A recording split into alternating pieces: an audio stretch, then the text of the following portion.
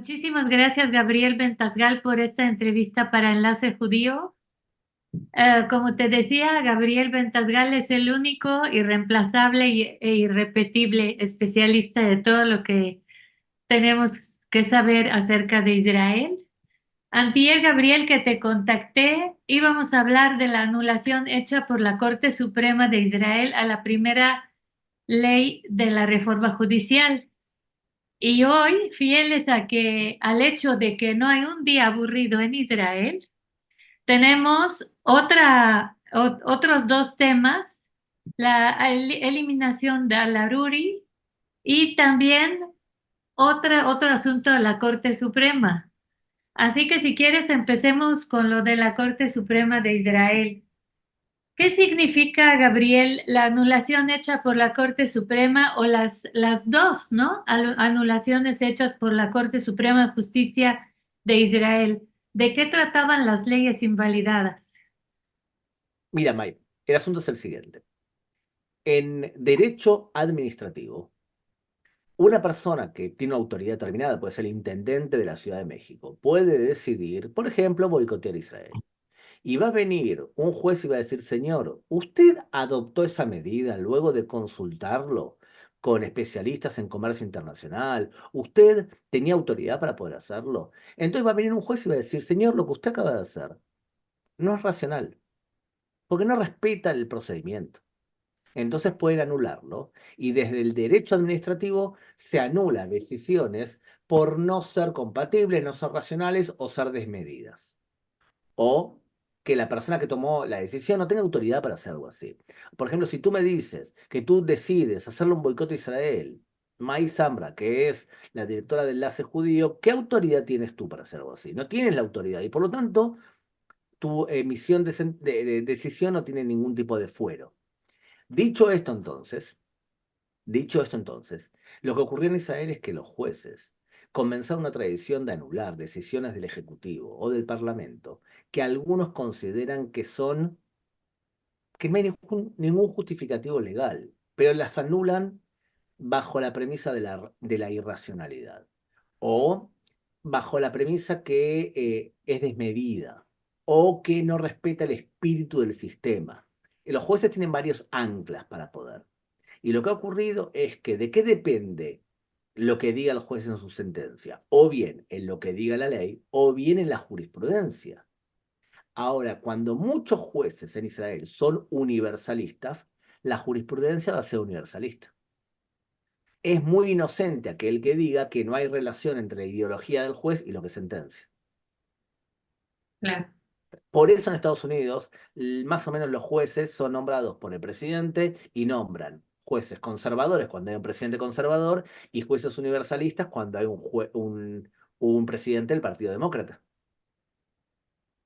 Y más o menos se mantiene el balance. Pero en Israel es el único sistema en donde no hay constitución y los jueces son elegidos por los mismos jueces, porque la mayoría de la comisión que designa a los jueces son propios jueces o futuros jueces o la escuela de abogados que está aliada con los jueces. Entonces, como tiene mayoría, lo que ha ocurrido es que más o menos hoy en Israel podemos decir que 12 de los 15 jueces del Supremo son universalistas y algunos de ellos muy activistas y muy radicales en sus decisiones. Esto provoca un dilema y es que el país tiene gobiernos conservadores, pero los jueces son universalistas y muy universalistas en algunos casos. Entonces se toman decisiones como, por ejemplo, decir que Israel decidió pagarle a inmigrantes, trabajadores ilegales que entraron al país de forma ilegal, pagarle dinero para deportarlos y pagarles el pasaje, y con ese dinero, creo que era $5.000, que puedan empezar una nueva vida en un país cercano al suyo. La justicia, ningún país en el mundo hace algo así. La justicia decidió que esa medida no era apta, proporcional o como lo quieras llamar. O sea que la anuló. Ese tipo de decisiones muy humanistas son vistas por los nacionalistas como ideológicas. Llega el Likud al poder en la última elección y dice es necesaria una reforma judicial. Y toman un montón de medidas. Una de las medidas es anular de plano el poder, el ancla legal para que se anule una decisión por racionalidad. Ojo, los jueces tienen otras anclas, no tienen solamente eso. Cosa que yo creo que fue un error, May, porque tú le quitas de plano ese poder y lo que ocurre es que a veces realmente el juez tiene que sustentarse en racionalidad porque la medida fue extrema. Imagínate que el gobierno decide ahora que todas las mujeres no pueden tener más de 2 hijos. Sin ningún tipo de investigación, sin ningún tipo de causa. La medida es irracional. Hay que decirle al Poder Ejecutivo que es irracional lo que hizo. O sea que cortárselo de plano a los jueces también es un problema. Lo que pasa es que los jueces durante años abusaron de la irracionalidad, del argumento de irracionalidad. Entonces lo que ocurrió fue que en una sentencia problemática, mira lo que dicen los jueces. Dicen, nosotros hemos concluido que como el tema es tan grave para la democracia en Israel, exigimos que la Knesset adopte una medida así con una mayoría importante. No dicen cuánto, pero imagínate que son 80 sobre 120, como si fuese un tema constitucional, ¿me seguís? Ahora, la medida de cancelar y anular esa medida fue adoptada por 8 jueces contra 7. O sea, tampoco los jueces tienen mayoría y es una vergüenza, porque esta medida fue tomada porque Esther Hayud, la presidenta, tiene 3 meses desde que termina su cadencia para poder emitir sentencia. Entonces, como hoy esta Suprema Corte de Justicia tiene mayoría universalista en este tema 8 contra 7, había que escribirlo rápido y publicar. Ahora, esta medida muestra a las claras por qué era necesaria una reforma judicial. A las claras. Por varias cosas. Primero, por la ideología que estamos viendo acá. Segundo, porque en época de guerra, decidir este tema Eso es lo más, es algo, eso es lo más como extraño que eso lo sucedió. único que demuestra, May, es el nivel de desconexión que tienen los jueces con el público. El público no quería algo así. Hay una amplia mayoría de la opinión pública en Israel que no quiere que ese tema se toque ahora en medio de una guerra. Lo que pasa es que ¿por qué lo decidieron? Porque terminaba la cadencia de Esther Hayud. En 3 meses. Entonces, claro, tenía que emitirlo, desde que terminó su cadencia tenía que emitirlo. Ahora, la reacción del gobierno fue bastante lógica o buena. No salieron a la guerra. Dicen, este tema en medio de la guerra no se debe tocar. Hay que esperar después que termine la guerra. Otros van a decir, bueno, con esto se terminó la reforma judicial. Pero de todos los temas de la reforma judicial, este era el tema menos importante. El tema más importante es cómo se eligen los jueces. Porque si vos tenés unos jueces que son todos universalistas y se eligen a sí mismos, y vas a tener siempre un problema. Y si tenés una Corte de Justicia más o menos balanceada, va a haber todo tipo de opiniones. Cosa que nos muestra también otro tema, May, y es, hay ciertos bastiones en Israel que sufren de un problema y es amigo trae amigo. Amigo trae amigo. No nada más ¿Dónde lo en vemos eso? Israel. Claro, amigo trae amigo. La prensa en Israel, amigo trae amigo. La justicia en Israel, amigo trae amigo. La élite militar, amigo trae amigo. Y por último, hay otro bastión más, la academia, las universidades. Amigo trae amigo. El problema cuando vos tenés una ideología de amigo trae amigo es que ocurre cuando te equivocas grave. Como por ejemplo la élite militar, que dice que jamás está amedrentado y jamás no está amedrentado nada. Dejando a un lado los políticos, que sabemos que, como ya te dije varias veces, para mí Netanyahu terminó su carrera política. Pero la élite militar, que sostenía la premisa que jamás estaba debilitado o que jamás se lo podía comprar dándole beneficios económicos, esa ideología fracasó. Y fracasó cuando toda la cúpula militar es amigo trae amigo. Entonces, amigo trae amigo es un problema, pero lo ves más que nada cuando fracasás. Ahora, la pregunta es si van a lograr hacer una reforma Entonces, ¿tú crees que interna. esta fue la razón de que se permitió, dejó suceder esta masacre?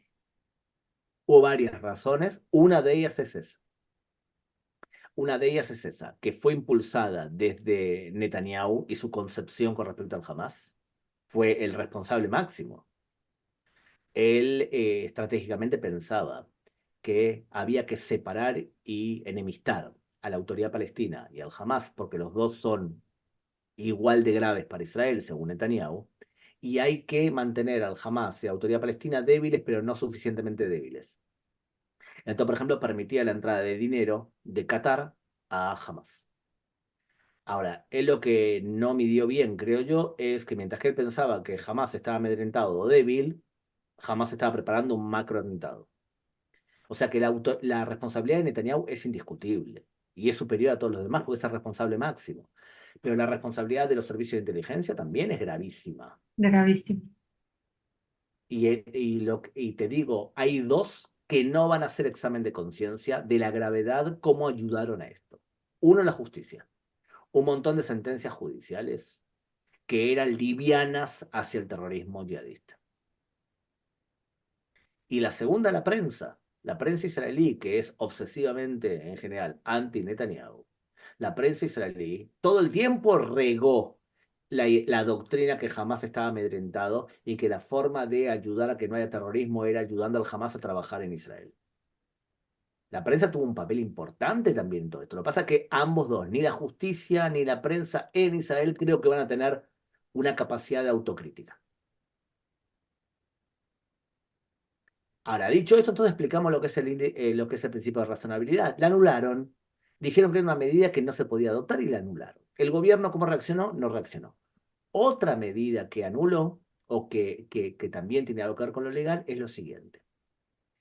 El promotor, el ideólogo de estas reformas judiciales, no fue Netanyahu, fue Simcha Rothman, el presidente de la Comisión de Leyes del Parlamento, y el ministro de Justicia, Yariv Levin. Los dos son conservadores y los dos consideran desde hace años que la justicia israelí tiene grandes problemas. Yo leí el libro El Partido Político Bagatz, que lo escribió Simcha Rothman antes que fuese diputado.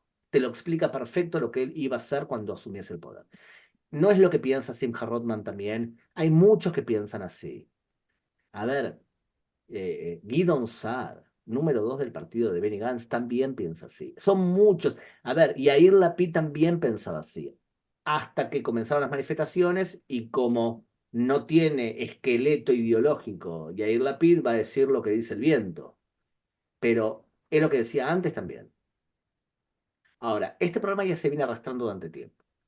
Cuando empieza todo este tema de la reforma judicial, sale Yariv Levin y empieza una explosión en contra de la reforma judicial. Principalmente una explosión por gente que realmente tenía miedo que la democracia esté en peligro y por otra gente que tenía miedo de perder el poder. Les movieron el quesito del lugar. Entonces viene Netanyahu cuando ve la explosión y se mete al tema. A lo cual viene el asesor judicial del gobierno, que fue nombrada por el anterior gobierno y que no es un desastre, simplemente no hay forma de explicarlo cuán mala es en muchos sentidos, ¿no? Esta mujer le dice a Netanyahu, con razón, usted no puede dedicarse a esto, a la reforma judicial, porque usted está en juicio. Entonces hay un conflicto de intereses. Problema, el juicio de Netanyahu es un desastre. No hay forma de explicar qué poca carne tiene.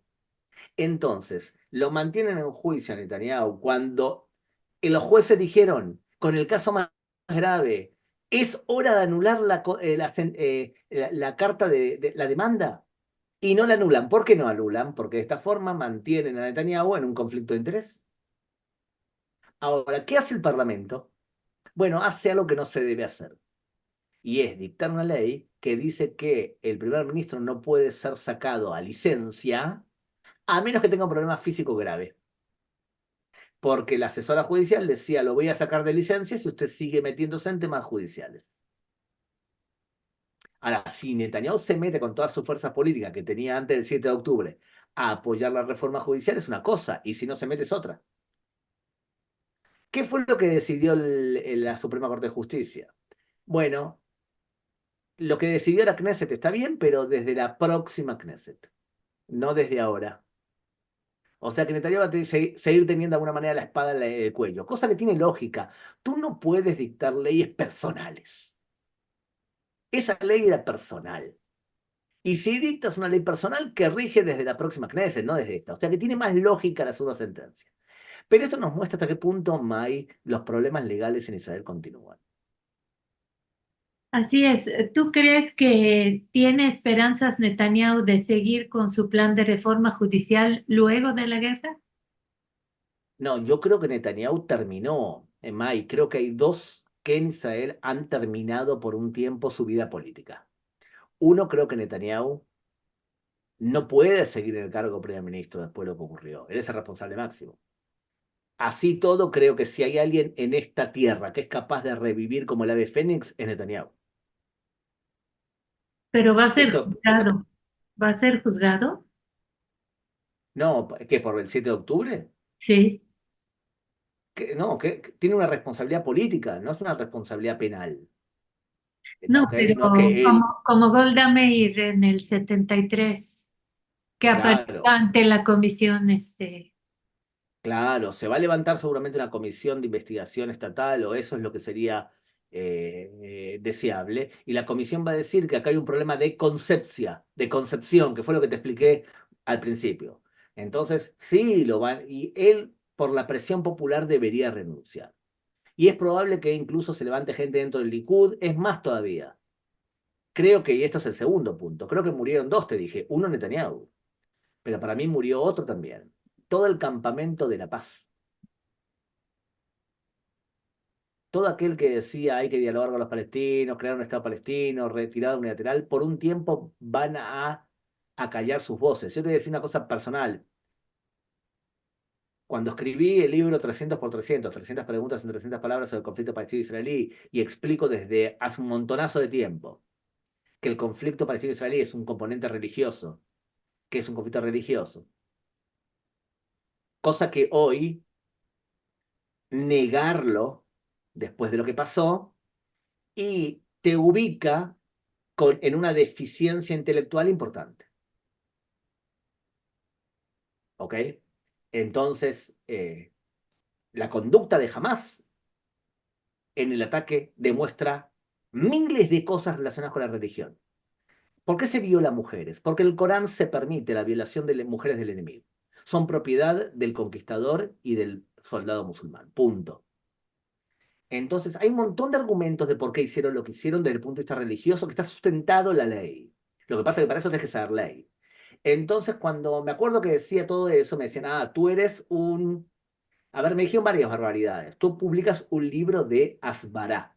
Bueno, comparemos lo que escribí yo y lo que escribiste tú, a ver quién tiene más fuerza intelectual. O lo que tú haces es asbaratijas. Todo tipo de necios intelectuales que hoy deberían esconderse bajo tierra y decir, no puedo hablar más porque no tengo autoridad moral para poder explicar nada. Después de lo que hice, después de la forma que interpreté la realidad en el Medio Oriente. Entonces yo, en ese sentido, creo que parte del campamento de la paz está demostrando una cordura intelectual asombrosa. Veo argumentos, leo argumentos de crónicas, que gente dice, yo creí en esto, en esto, en esto, en esto, y me equivoqué.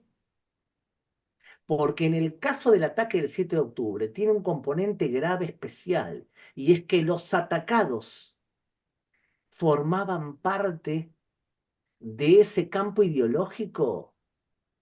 Los principales atacados en Israel no votaban al Likud.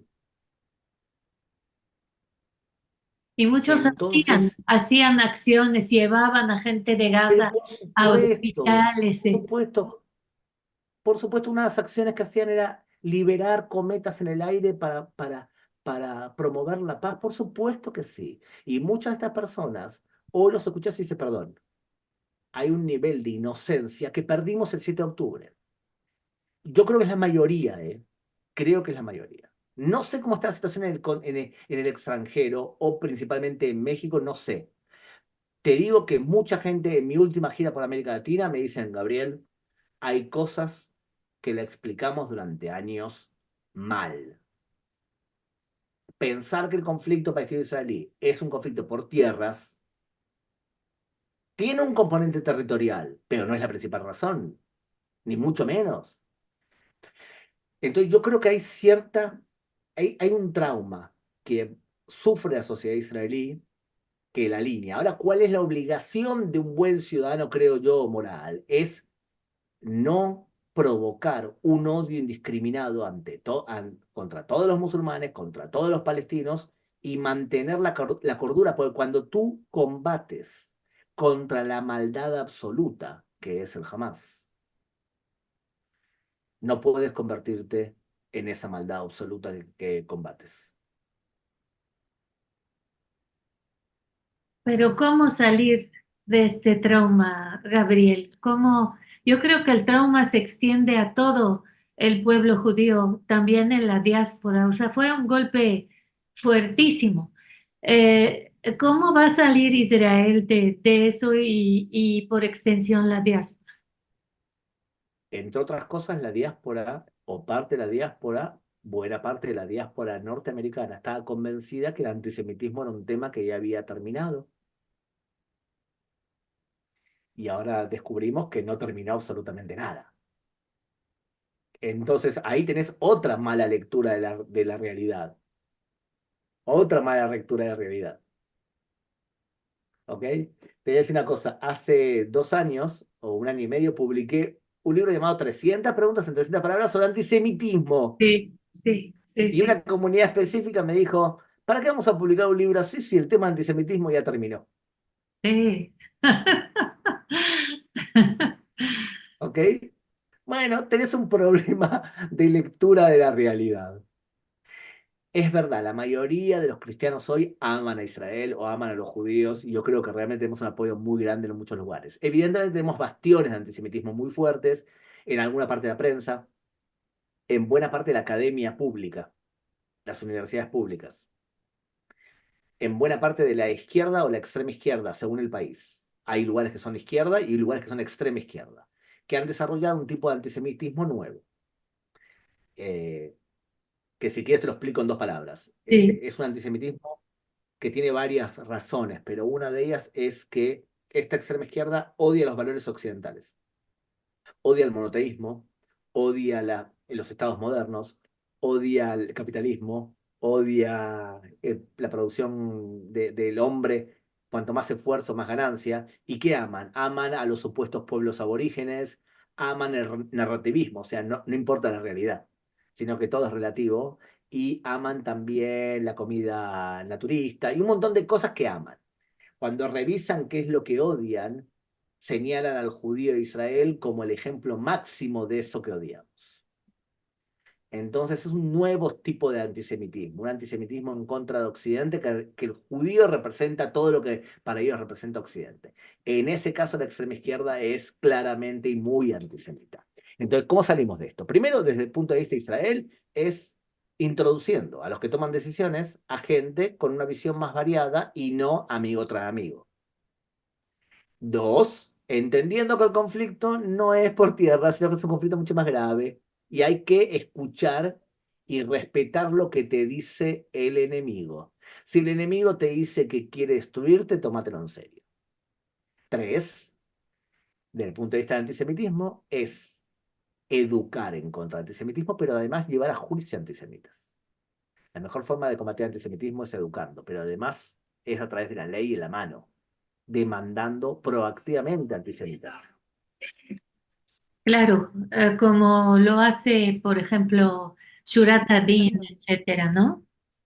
Por ejemplo, pero Yurat Adin lo que hace es demandar a, eh, a personas ligadas a acciones terroristas. Ahora, yo digo es llevar a juicio antisemitas. ¿Te gusta odiar a los judíos? Tienes que pagar un precio, no puede ser gratis. Entonces, eso es otra cosa que también deberíamos hacer. Y por otro lado, creo que, y dime tú si lo ves igual que yo, porque también te dedicas a explicar lo que ocurre en el Medio Oriente, en Israel, todo el tiempo, de hecho. Creo que hay un cambio de forma de explicarnos los judíos Israel o de hacer diplomacia pública o asbará. te lo voy a resumir de la siguiente manera. Creo que los israelíes estamos hartos de que cualquier imbécil se sienta con derecho a demonizarnos, a negar nuestro derecho a existir o a negar nuestro derecho a defendernos. El nivel de ataque dialéctico que veo hoy por parte de portavoces israelíes es mucho mejor y mucho más grave de lo que era antes de este 7 de octubre. En otras palabras, que venga un presidente, como el presidente de España, que tiene un problema de antisemitismo muy incrustado dentro de su país, y nos venga a decir que Israel es una masacre, es un genocidio que no respeta la ley internacional. Lo mínimo que tiene que hacer el Servicio de Exterior de Israel es quitar a nuestra embajadora y denunciar al presidente de España y decirle, usted vive en un país en donde ningún literato clásico de vuestro país se salva de antisemitismo, salvo Cervantes. Todos, uno peor que otro. Quevedo, Lope de Vega, Beckett, uno peor que otro. Ustedes que tienen una clase culta antisemita, no nos van a venir a decir a nosotros cosas que nos demonizan. Ya nos demonizaron durante demasiados años. Y entonces tienes, evidentemente, un país como España. Te digo España porque es el país, uno de los países más antisemitas claramente del mundo. Por más que en España tenemos un montonazo de amigos, ¿eh? Pero es una prensa, la prensa española, no tiene ni pies ni cabeza. Es una prensa que demoniza a los judíos y demoniza a Israel y niega el derecho a existir y niega el derecho de Israel a defenderse. Entonces, ¿por qué tenemos que esperar que cualquier cualún que nos venga a insultar? Yo creo que estamos en un proceso en donde muchos israelíes aprendemos a ser más combatientes en la forma de hablar. Y quizás esta fórmula sea distinta y sea más exitosa, porque hasta ahora probamos por las buenas hablar de forma racional, hablar de forma culta, intentar convencer. Quizás ha llegado el momento de cuando alguien te agrede, primero pegas un palazo dialéctico y después le explicas si es que cambia la forma de hablar. Sí, porque el sistema era hablar solamente de cosas buenas de Israel, vamos a hablar de la tecnología, vamos a hablar del riego por goteo, vamos a hablar de las cosas bonitas de Israel, no vamos a hablar nada del conflicto, etcétera, para dar otra imagen. Y finalmente llega este tipo de golpes y vemos la reacción del mundo. Yo creo que es un shock para todo el mundo, ¿eh? Para Te voy a todos contar una los anécdota. judíos en cualquier parte. Un embajador de Israel en un país de América Latina, nos reunimos y me dice, Gabriel, no entiendo por qué tú todo el tiempo hablas del radicalismo islámico como el agresor del Medio Oriente. ¿Por qué te metes con los musulmanes? Yo le digo, primero, te voy a decir tres cosas. La primera, que no me meto con los musulmanes, me meto con el radicalismo islámico, que no es lo mismo. Lo segundo, si yo te tengo que explicar por qué ataco en vez de defenderme como un nerd, estamos en un problema. Alguien de los dos no entiende propaganda. Y tercero, le digo, cuando hablas del agresor, impones agenda. Y instintivamente mucha gente sabe que el radicalismo islámico es el agresor. Me gustaría volver a grabar esa conversación que tuve, porque explica tanto sobre lo que es explicar y explicar mal, y explica mucho sobre la concepción que tenemos sobre el Medio Oriente. Y para terminar, Gabriel, ¿qué opinas sobre la eliminación de Saleh al-Aruri en Beirut? ¿Fue un paso correcto en este punto de la guerra? Mira, yo creo que el jefe del Mossad dijo claramente que aquel que había participado en la guerra, apoyado la guerra, planificado la guerra, había firmado su sentencia de muerte. Esta es una forma de demostrar que lo que dijo el jefe del Mossad es cierto. Eso por un lado. Por otro lado, y esto lo vamos a ver dentro de unos días o dentro de unas semanas, creo yo, May, que Israel ha atacado la Dajia de Beirut, en el barrio dominado por Hezbollah, en el centro de Beirut, justamente porque Israel quiere demostrar que no tiene miedo de salir una guerra ahora contra el Líbano. Más te voy a decir, yo creo que Israel lo está intentando buscar, pero a través de hacer una política, primero terminar con el Hamas o debilitarlo tanto y recién ahí dedicarse al Líbano y no dedicarse a dos frentes a la vez, porque no creo que ningún ciudadano israelí esté dispuesto a volver a vivir a Metula, en el norte de Israel, sabiendo que enfrente tiene un ejército con 200.000 cohetes y 100.000 soldados, como es Hezbollah, porque sabe perfectamente que Hezbollah puede hacer con ellos lo mismo que hizo el Hamas. Entonces creo que el gobierno de Israel va a buscar un enfrentamiento bélico con el Líbano a través de Hezbollah. Yo creo que eso va a ocurrir, a menos que Israel cometa un error militar muy grande y la prensa mundial nos machaque y los gobiernos del mundo digan que Israel no puede seguir atacando. Pero no descartes que esto sea una guerra larga que termine con un ataque de Israel. Por eso creo que es lógico el retroceso táctico que hizo Hezbollah durante las últimas horas. Es como que quiere demostrar que no están dispuestos a hacer una guerra completa, pero Israel sí está dispuesta, porque quiere debilitar a Hezbollah. Y además te voy a decir algo político que creo. Cuanto más dure la guerra, hay alguien que va a poder seguir quedándose en el poder para administrar esa guerra. Entonces creo que él está pensando que no es malo que esta guerra dure mucho. Y la población en Israel, la opinión pública en Israel, está dispuesta a salir a una guerra defensiva, incluso contra Hezbollah, porque no queremos vivir más con locos en nuestra frontera que nos amenazan con violar a nuestras mujeres y lo ejecutan. Por lo tanto, no descartes, Mike, que terminado jamás o debilitado jamás empiece algo mucho más grave en el país que tú tanto amas. Muchísimas gracias, Gabriel, por esta Por favor, entrevista. un placer.